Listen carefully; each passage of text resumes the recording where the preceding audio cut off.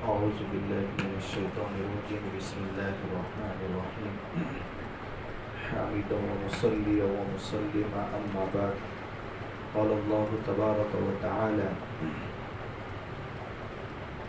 يا أيها الذين آمنوا كتب عليكم الصيام كما كتب على الذين من قبلكم لعلكم تتقون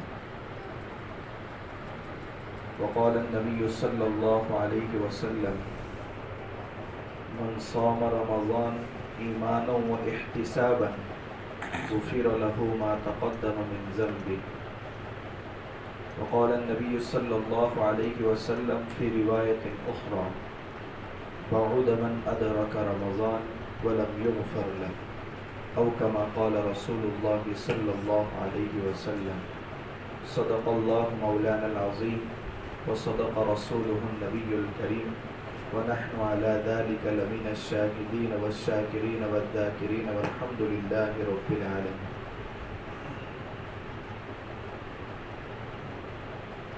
واجب الاحترام بزرگان دین،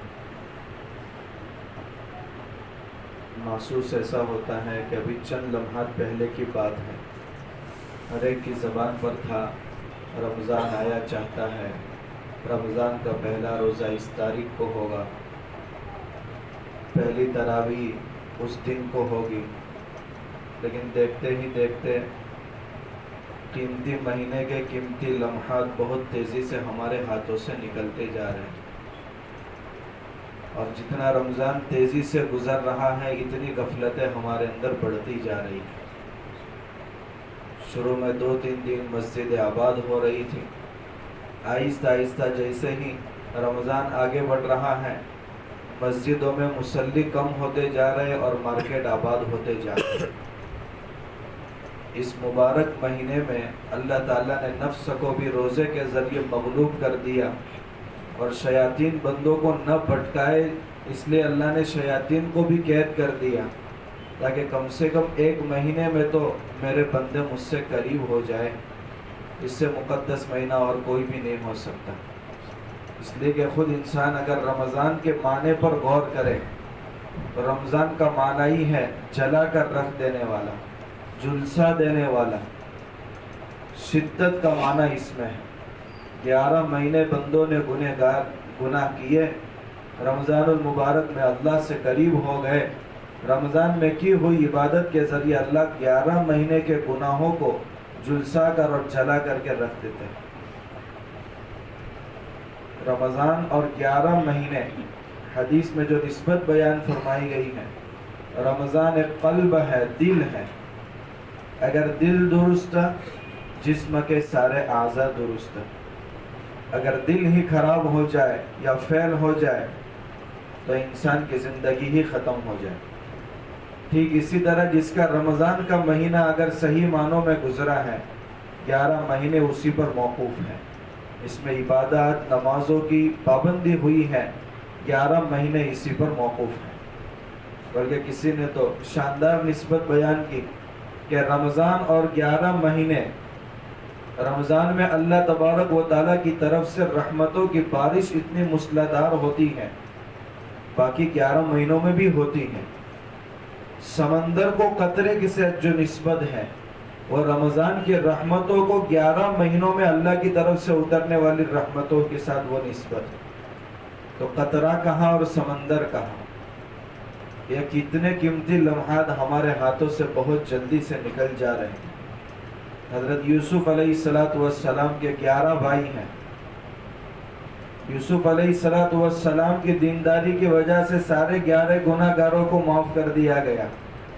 انتم الطلقاء لا تثریب علیکم اليوم یغفر اللہ لکم۔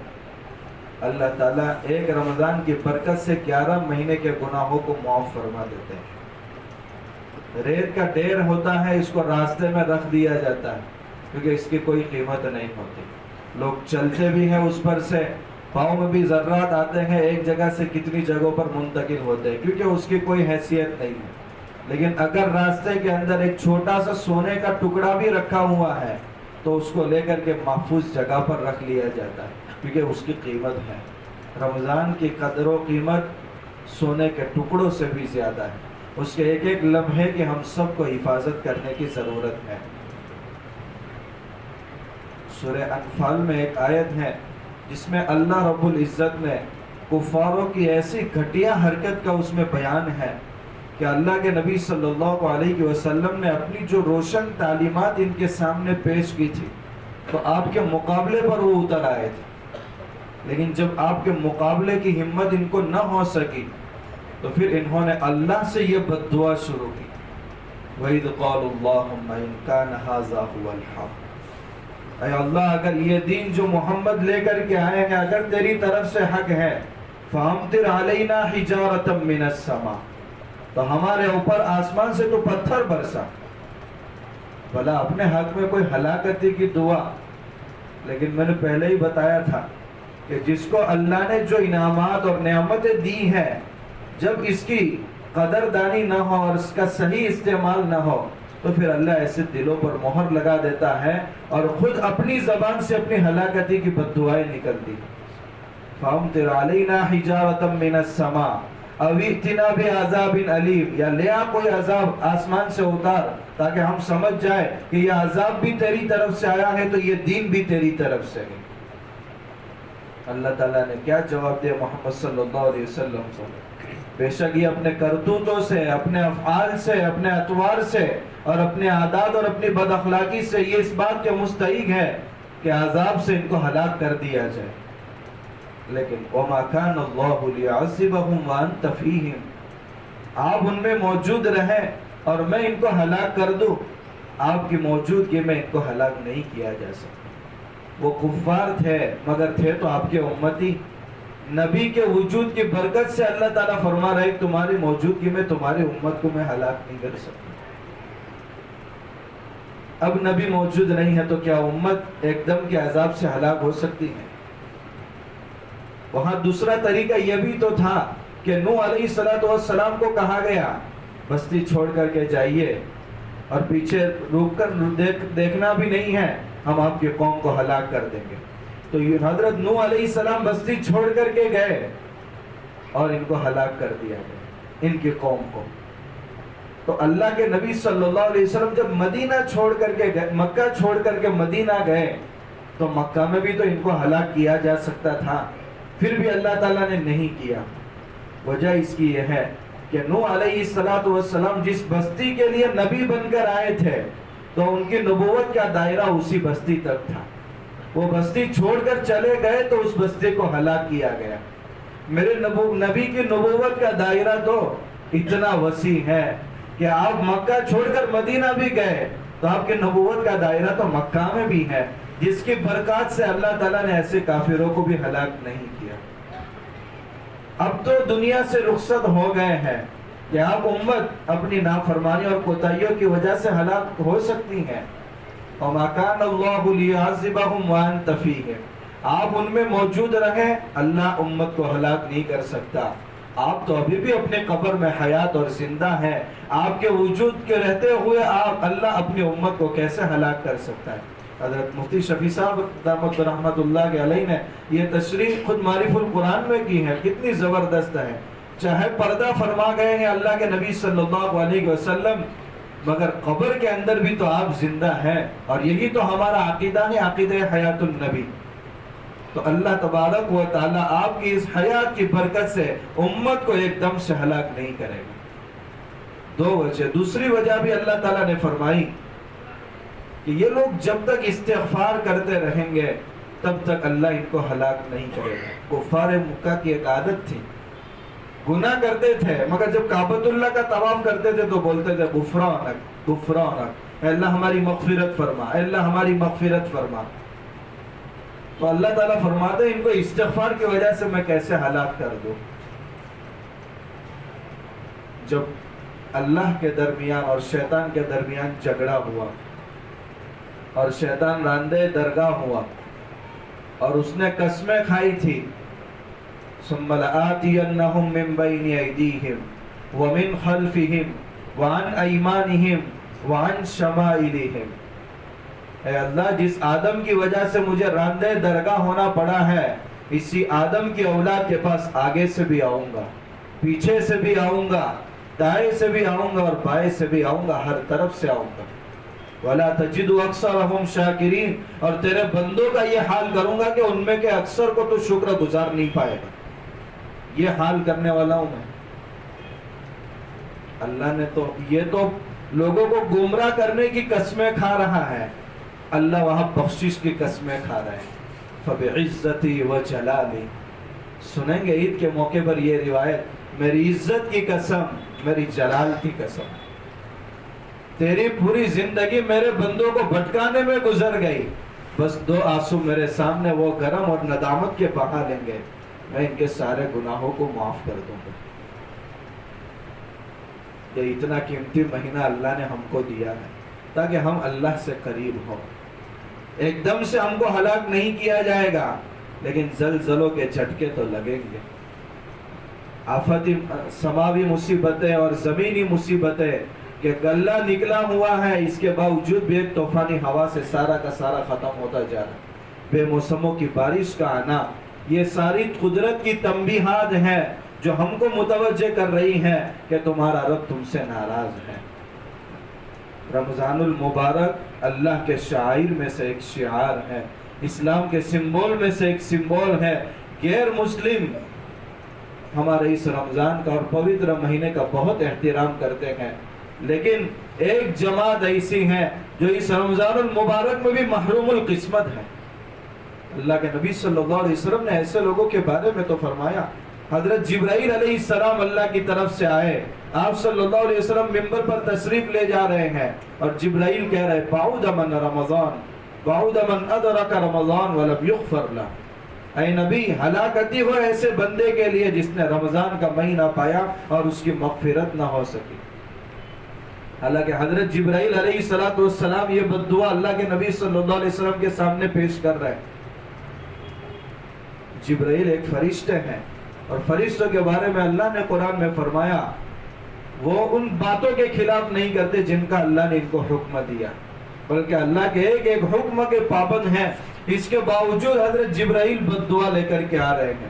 تو اللہ نے ان کو حکم دیا تھا، جس اللہ نے رمضان المبارک کا مہینہ ایک ادنا سی کوشش پر بندوں کو مغفرت کے فیصلے کے لیے دیا ہے، اسی رمضان کے تعلق سے اللہ تعالیٰ جبرائیل کو لے کر کے بھیج رہے ہیں، جاؤ نبی کے سامنے یہ بد دعا کرو۔ اور اللہ کے نبی صلی اللہ علیہ وسلم جو بالمؤمنین رؤوف الرحیم، ایمان والوں کے لیے بہت زیادہ مہربان اور رحم دل ہے، وہ کہہ رہے ہیں آمین۔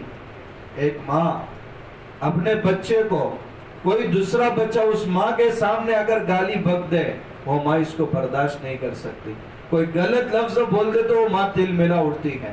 اللہ کے نبی صلی اللہ علیہ وسلم اپنے امت کے لیے کتنے خیر خواہ تھے، لیکن اس کے باوجود آپ کی زبان مبارک سے امت کے ایسے افراد کے خلاف اللہ کے نبی صلی اللہ علیہ وسلم کے زبان مبارک سے بد دعا نکل رہی۔ بہت سارے ہمارے مسلمان بھائی ایسے ہیں کہ ایسے رمضان کے مقدس مہینے کے اندر بھی ان سے روزوں کا اہتمام نہیں ہو رہا، بہت دور کی بات ہے، لیکن صبح سحری کا وقت ختم ہونے کے بعد چائے کی دکانوں پر کھلے عام چائے نوشی ہو رہی ہے، ہوٹلوں میں کھانے والے ہمارے افراد، مسلمان افراد۔ مغفرت ایسے لوگوں کی کہاں ہو سکتی ہے، لیکن جتنا بڑا جرم ان کا ہے اس سے بڑا جرم ہمارا ہے۔ لولا ينهاهم الربانيون والاحبار عن قولهم الاسم، کیا ہو گیا ہے لوگوں کو کہ لوگوں کو سر عام گناہ ہو رہے اس سے بھی نہیں روکتے۔ یہ باغی جماعت ہے جو اللہ رب العزت کو ایسے مقدس مہینے میں بہت زیادہ ناپسند ہے۔ یہ تو شعار کا کلم کلی بے حرمتی ہو رہی ہے۔ اسلام کے شعار کا احترام کرنا چاہیے۔ نزہت المجالس میں ایک مجوسی کا واقعہ لکھا ہے، مسلمانوں کے غلبے کے دور میں وہ مسلمانوں کی بستی کے درمیان رہتا تھا۔ ایک مرتبہ رمضان کے مہینے میں اس کا بچہ گلی محلے کے اندر کھا رہا ہے سر عام، تو اس مجوسی نے اس بچے کو اس انداز سے ڈانٹا کہ تجھے شرم نہیں آتی کہ مسلمانوں کا مقدس مہینہ چل رہا ہے، وہ روزے سے ہیں اور تو ان کے سامنے کھا رہا ہے۔ ایک مجوسی ہے اور بچے کو ڈانٹ رہا ہے کہ رمضان کے احترام میں۔ اسی کے پڑوس میں ایک بزرگ رہتے تھے، جب اس مجوسی کا انتقال ہوا تو خواب کے اندر دیکھا کہ وہ جنت کے باغوں میں ٹہل رہا ہے، پوچھا تو ایمان سے محروم تھا اور تو آج جنت میں؟ تو اس نے کہا کہ ایک مرتبہ رمضان المبارک میں میرا بچہ اس انداز سے کھا رہا تھا تو رمضان کے احترام میں نے بچے کو ڈانٹا، اللہ تعالیٰ نے مجھے موت سے پہلے کلمے کی توفیق نصیب فرمائی اور ایمان پر میرا خاتمہ ہوا ہے، اللہ تعالیٰ نے آج مجھے جنت میں بھیج دیا۔ یہ رمضان کا مہینہ اللہ تو ہمیں قریب کرنے کے لیے دے رہا ہے، اس کے باوجود بھی ہم دیکھتے ہیں کہ ہم بہت تیزی سے دور ہوتے جا رہے ہیں، احکامات سے دور ہوتے جا رہے ہیں۔ ہم اپنے زبان حال سے کیا کہہ رہے ہیں؟ یا اللہ پورا مہینہ تو پوری زندگی تو بہت دور کی بات، ایک مہینے کے لیے بھی تیرے احکام کی پابندی ہم سے نہیں ہو سکتی۔ اور کون سا وقت آئے گا کہ ہمارا نفس بھی مغلوب ہو، شیطان بھی جکڑ دیے جائے اور ایسے موقع پر ہم اللہ سے قریب نہ ہو بلکہ اور دور ہوتے چلے جائیں۔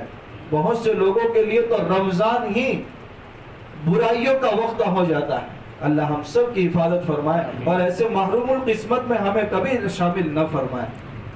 اس لیے ایسے بھائیوں کو پیار محبت سے ہمیں سمجھانے کی ضرورت ہے۔ ہم جانتے ہیں بہت سارے ہمارے دوستوں احباب میں ایسے ہیں جو ایسے مقدس مہینے میں بھی روزے سے محروم ہیں، ان کو بتائے کہ اس مہینے کی فضیلت کتنی ہے۔ 60 سال کے 60 رمضان گزر گئے، اگر 61ویں سال میں بھی روزے کی توفیق نہیں ہو رہی ہے تو اللہ اور اللہ کے رسول کو کیا منہ دکھائیں گے کل قیامت کے دن؟ اس لیے اس قیمتی رمضان کے مہینے کے ہمیں لمحات کی قدر کرنے کی ضرورت ہے۔ اس میں خاص طور پر جس عمل میں ہماری کوتاہی ہو رہی ہے، 5-6 عمل رمضان کے متعین ہے۔ ایک روزہ ہے، تراویح ہے، دعا ہے، انفاق فی سبیل اللہ، اللہ کے راستے میں خوب خرچ کرنا ہے، صدقہ خیرات۔ روزے کے لیے ہماری یہ تربیت ہو رہی ہے، اے اللہ تیری چاہت کے خاطر ہم نے اپنی نفس کی ساری چاہتیں قربان کر لی، صبح سے لے کر شام تک بھوکا ہے، بہترین چیزیں سامنے آ رہی ہیں، نفس کے تقاضے بھی بڑھتے جا رہے ہیں، مگر میری رب کی چاہت نہیں ہے۔ بس میں نے رمضان کے روزے سے یہی سیکھا ہے، 11 مہینے نہیں، میں پوری زندگی تیری چاہت کے سامنے اپنی چاہتوں کو قربان کر دوں گا۔ ایک مالدار ایسا ہے جس کے گھر میں بنا بیت الخلا اتنا قیمتی ہے کہ جس میں غریب کی جھونپڑی بھی تیار ہو جاتی ہے۔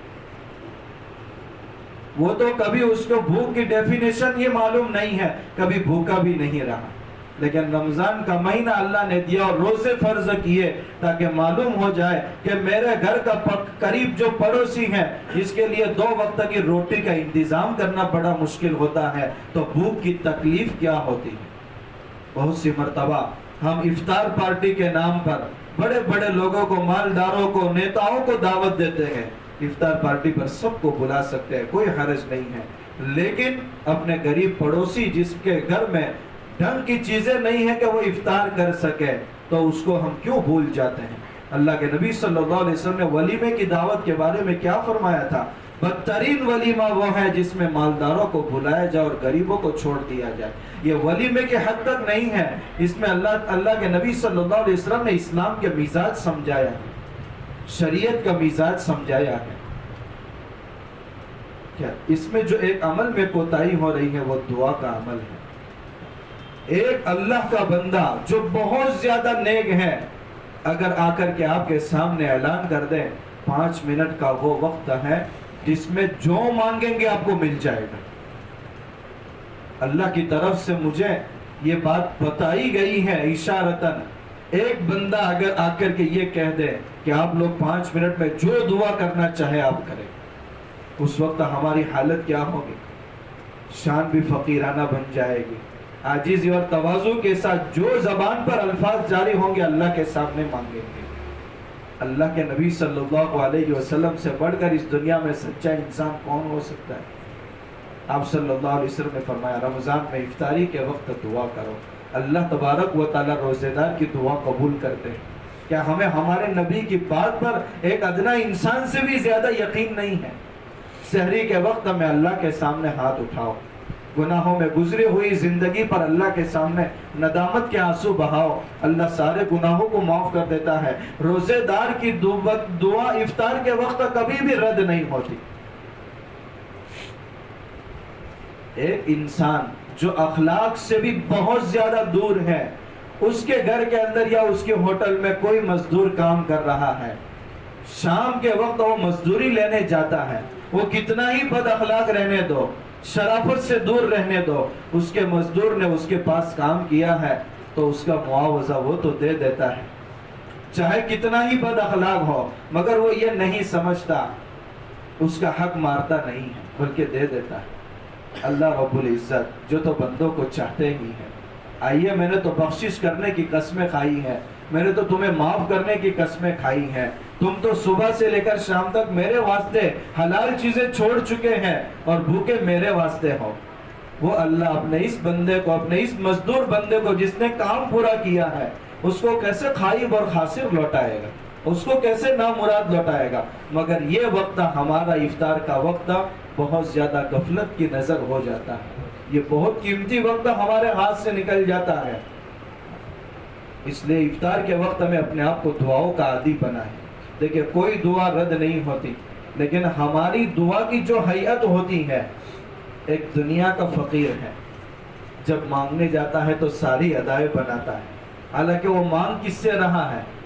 ایک بندے سے جو سراپا اللہ کا محتاج ہے، مگر اس کے باوجود بھی کپڑے بھی اس ڈھنگ کے پہنے گا تاکہ کوئی سوال پورا کر لے، ہاتھ کی ادائیں بھی ایسے ہی بنائے گا، زبان سے الفاظ جو نکالے گا اس میں بھی ایک تضرع اور خشوع ہوگا۔